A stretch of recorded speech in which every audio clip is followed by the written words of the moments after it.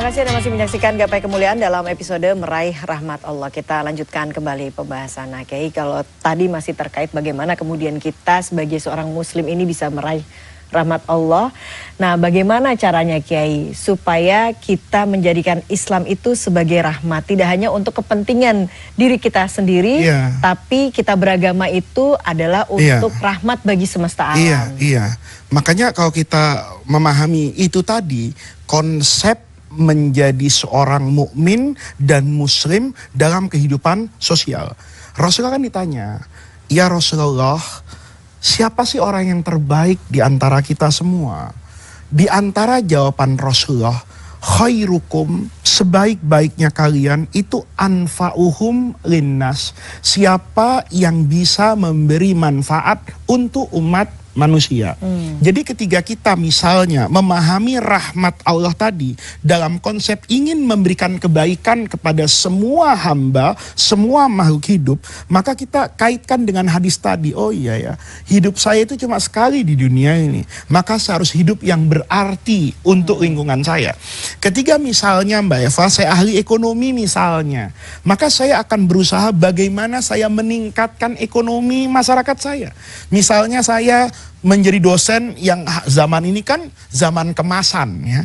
Toko kopi itu namanya menarik, jadi laku. Makanan biasa tapi dikemas dengan luar biasa. Tiba-tiba saya melihat ini ada orang nih, produk makanannya enak, tapi kemasannya buruk.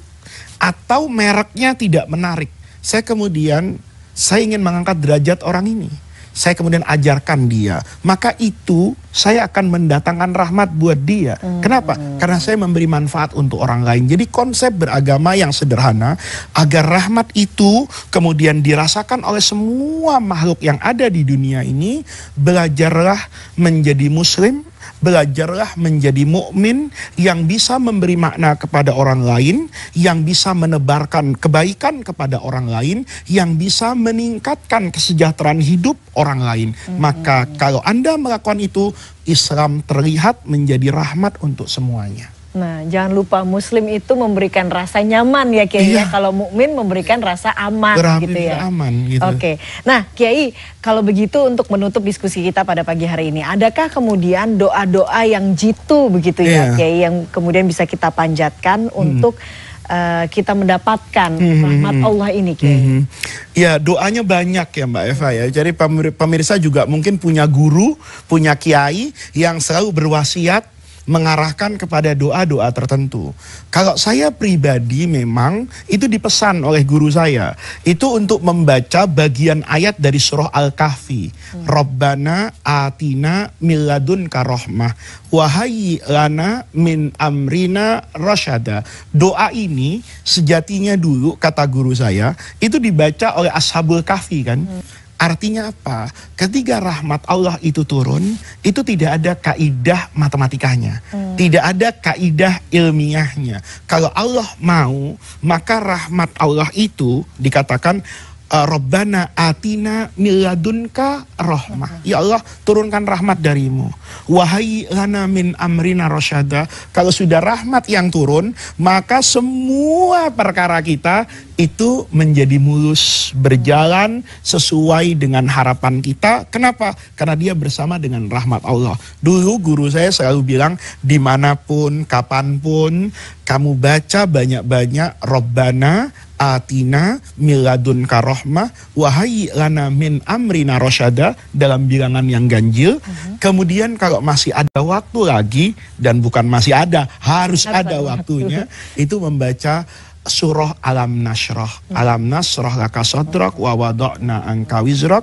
Itu dibaca surah-surah tersebut dengan niatan untuk mendapatkan rahmat Allah, tentu dalam bilangan ganjil.